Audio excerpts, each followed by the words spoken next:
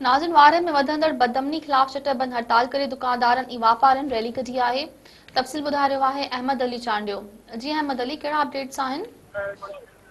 जी वारा में गुज़रियल ॾींहुं शहर मां सरेआम धाड़े खिलाफ़ वापारी दुकानदार इत्तेहाद जे सॾ ते शटरबंद हड़ताल कई वई आहे। जॾहिं त फाज़ल राउत चौक ते धरणो हयो वियो आहे।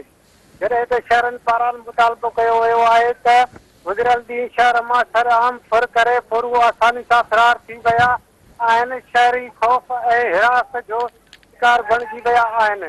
उन मौक़े ते पुनल आबासी अब्दुल हकीम ॿुधियो मौलवी मोहम्मद सिद्दीक मागड़े जो खादम छुटो ऐं ॿियनि मुतालबो कयो त एसएसपी कंबर शहदाद कोट नोटिस वठी यूनिस छुटो आसिम मंगणे जो ऐं विजय कुमार ऐं ॿियनि शहरनि खां फुर थियल लखे रुपया जेको आहे त फुर थियल सामान वापसि कराए फुरनि खे गिरफ़्तार करे ऐं इंसाफ़ फराब कयो वञे। जी अहमद अली, मां जी महिरबानी।